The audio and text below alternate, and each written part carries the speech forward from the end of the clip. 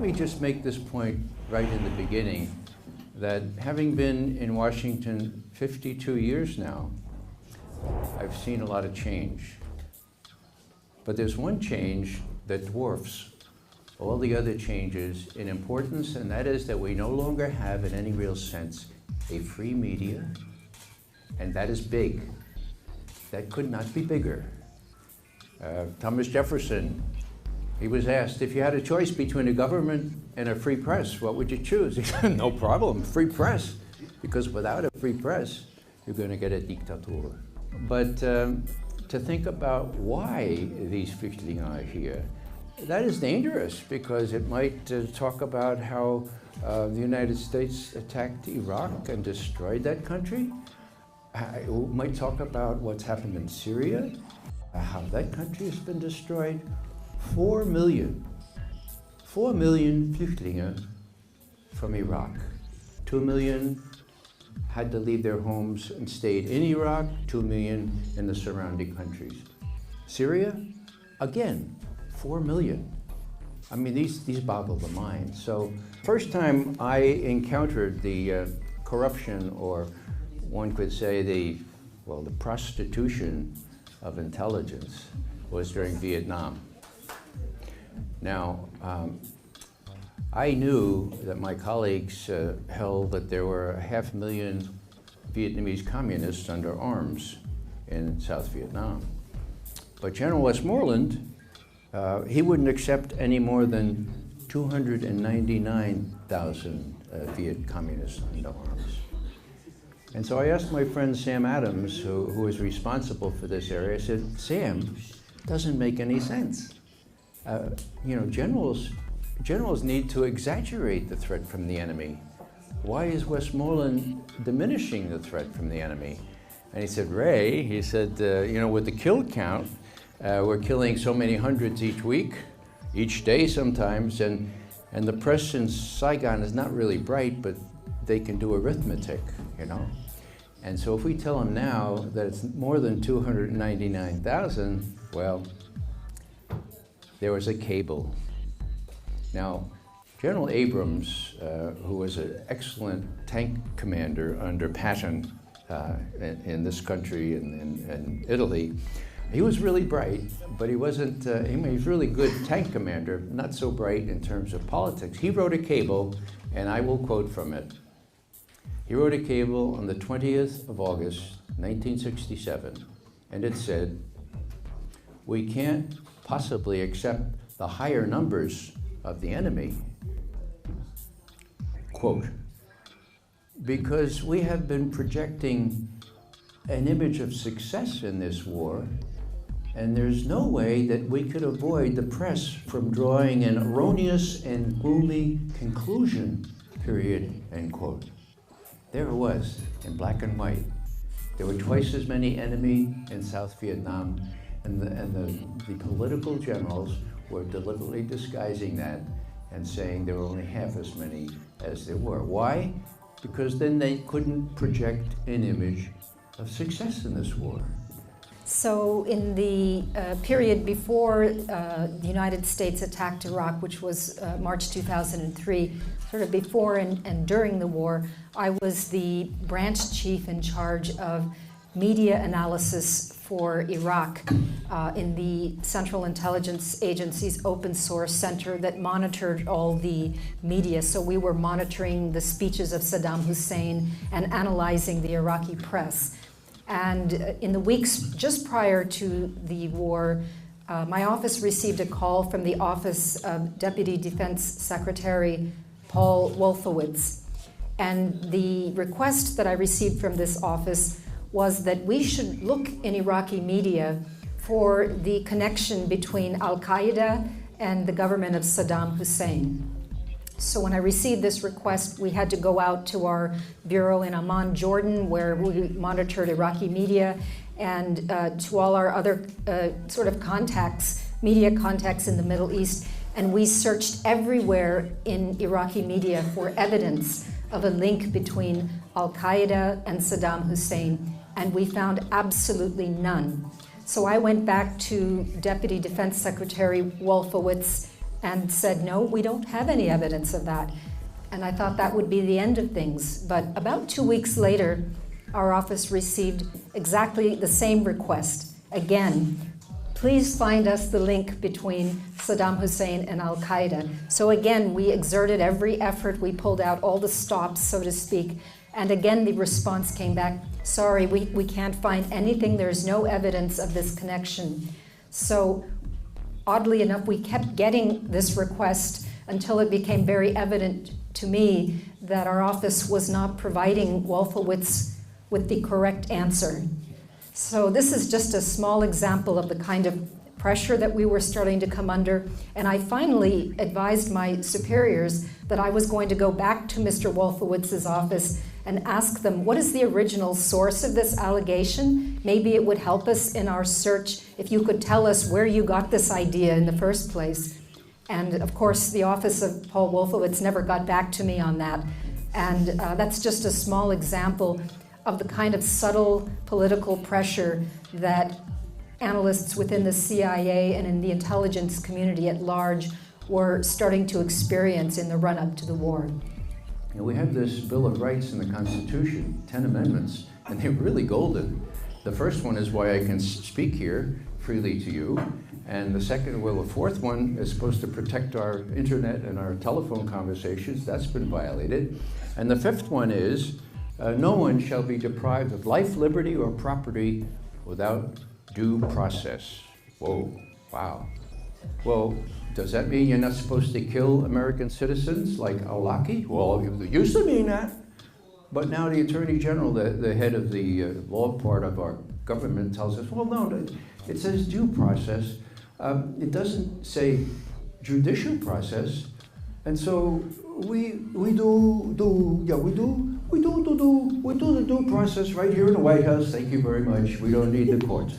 Hans Blix, who was head of the International Atomic Energy Agency at the time, commented, you know, it is very, very, very interesting that they had 100% certainty that there were weapons of mass destruction and 0% certainty about where they might be.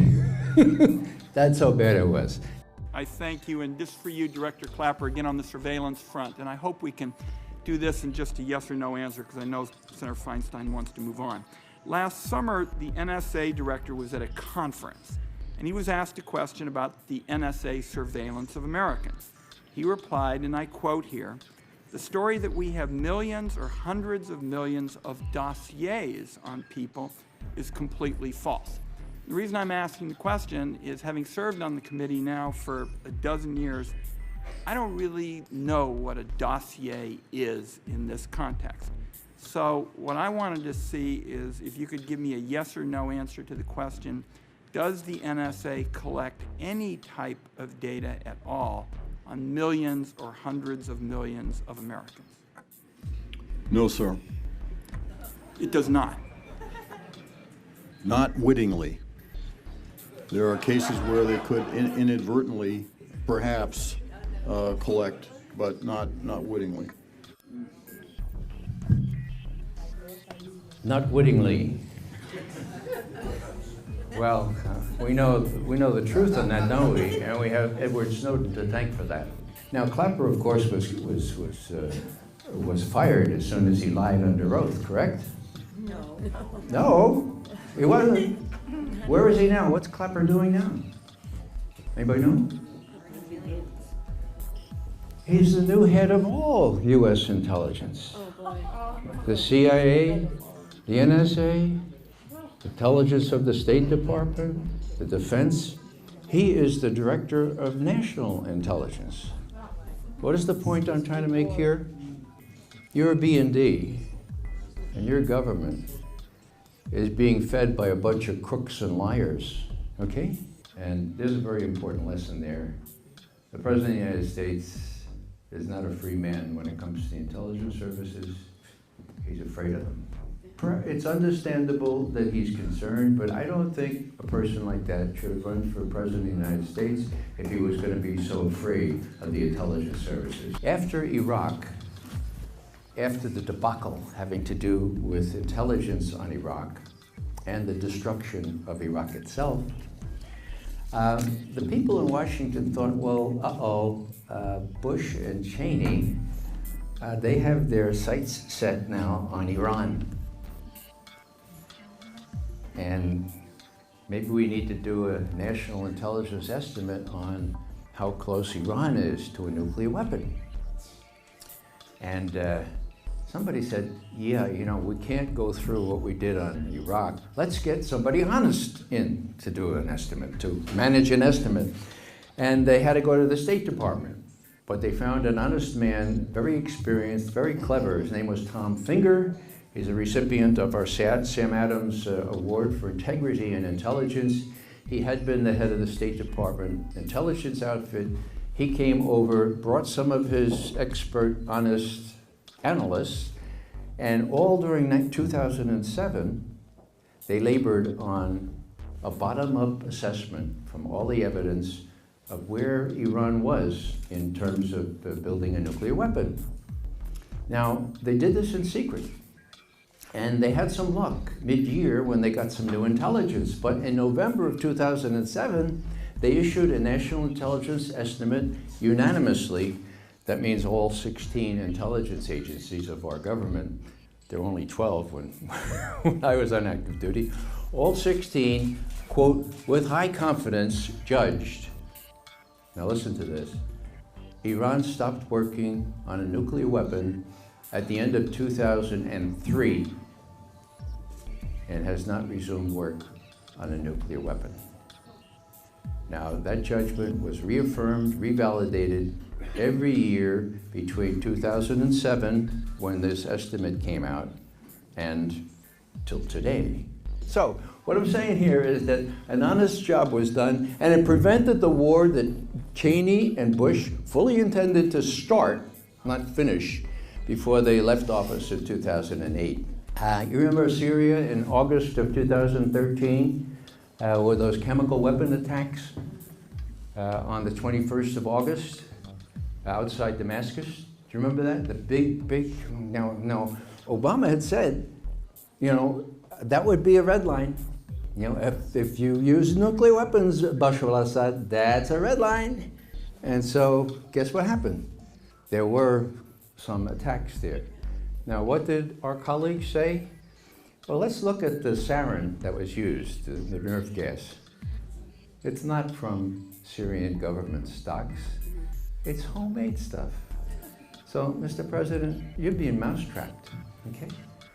Those people who want you to intervene in this Syrian conflict openly are trying to mousetrap you by going back to what you said, red line, red line, red line, and then accusing Bashar al-Assad, as John Kerry did 35 times before a press conference at the State Department on the 30th of August, 2013. Who has the black boxes from the Malaysian aircraft?